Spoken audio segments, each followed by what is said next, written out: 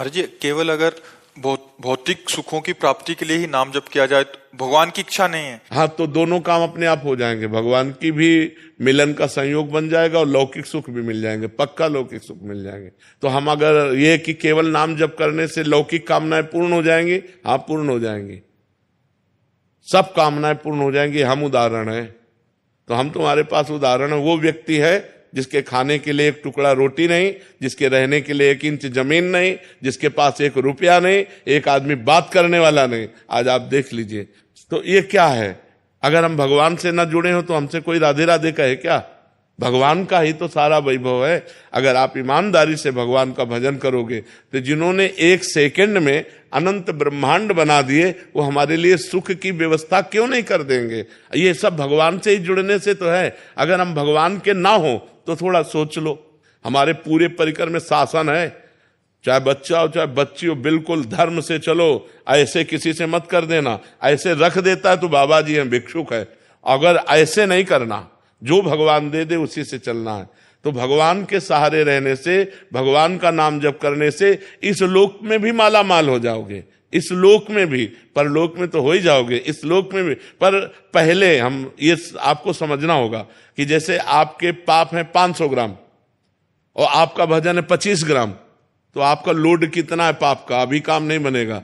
जब 500 क्रॉस कर जाओगे तब माला माल हो जाओगे।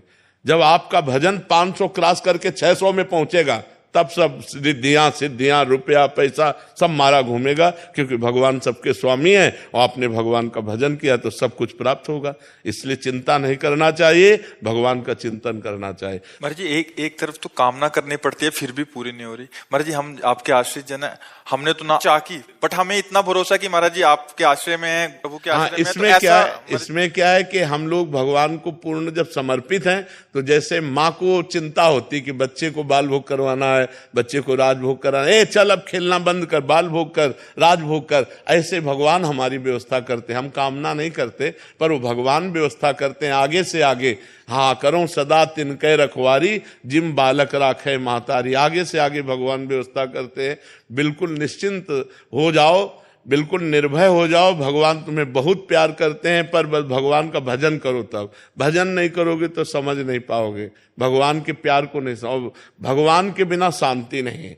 देखो, जैसे लोग पशुओं को भूंज भूंज के खाते हैं, हम कहते हैं दया करो इन जीवों पर, तुम ऐसा पाप कर रहे हो, तुम्हें भूंज देगा काल।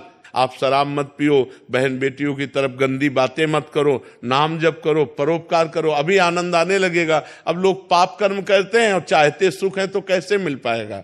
गंदे आचरण करोगे, पाप कर्म करोगे तो सुख कैसे मिल पाएगा? उर्मिला जी अहमदाबाद से।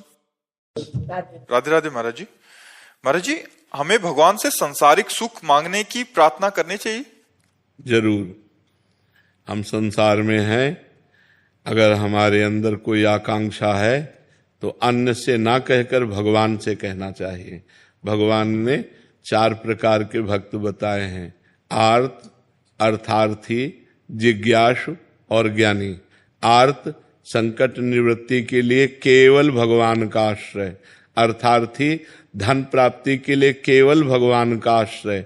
जिज्ञासु, अपने आप को भगवान के चरणों में समर्पित करने के लिए जो ज्ञान चाहिए, हमारी हर जिज्ञासा की पूर्ति जगत गुरु भगवान से। और ज्ञानी, जो भगवान में अभेद हो चुका है, जो भगवत स्वरूप हो चुका है, ब्रह्मविद ब्रह्मविभवति। तो हमारे शास्त्र आज्ञा करते हैं कि अगर हमें अर्थ की प्राप्ति चाहिए तो केवल भगवान से चाहिए। हम भगवान के ही आश्रित रहें, किसी व्यक्ति के आश्रित न रहें, और प्रयत्न करें, प्रयास करें, खूब नाम जप करें, भगवत स्तोत्रों का गायन करें, भगवत आराधना करें, और भगवान से धन चाहें तो प्राप्त हो जाएगा।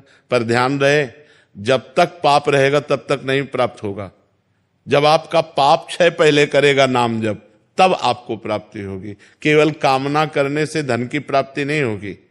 देखो, पद की प्राप्ति ध्रुव जी के मन में आई तो जाकर तपस्या की मधुवन में, मथुरा में आकर तब प्राप्त हुआ। ऐसे कुछ नहीं प्राप्त हो जाता। आपके पास तप हो, आपके पास भजन हो, आपके पास साधना हो, तब आपकी कामना पूर्ण होगी। आप व्रत, नियम, संयम, तपस्या, भजन इनको स्वीकार करें, कामना करें या न करें, आपको सुख घेर लेगा। और आप ये सब ना करें तो लाख कामना करते रहो, किसी मंदिर में जाके ऐसे पूर्ण होने वाली है क्या?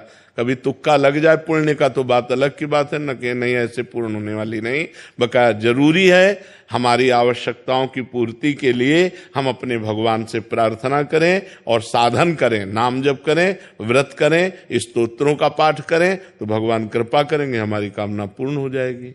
महाराज जी अलग अलग कर्म स्वरूप अलग अलग फल मिलता है महाराज जी। जैसे कोई अच्छा पुण्य कार्य कर दिया, प्याऊ लगा दिया है, भंडारा, जैसे जो धनी पुरुष है महाराज जी उन्होंने भी तो पाप किए होंगे महाराज जी। हाँ, तो इनको पाप का फल मिलेगा, हाँ पाप का फल मिलेगा। अभी पुण्य का फल चल रहा है, इसलिए नहीं विध्वंस हो जाएंगे। जो पाप करेंगे चाहे जितने बड़े धनी हो, मिट्टी में मिल जाएंगे।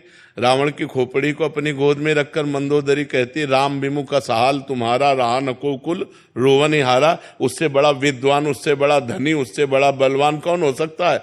मिट्टी में मिला दिया भगवान ने। इसीलिए चाहे जितने बड़े तुम आज धनी हो, पुण्य के प्रताप से हो, और अगर आज मतवालापन करोगे, पाप करोगे, तो कल तुम नष्ट हो जाओगे, न लोक के रहोगे न परलोक के रहोगे। इसलिए धर्म से चलना चाहिए, वर्तमान के सुख दुख को देखकर प्रभावित नहीं होना चाहिए।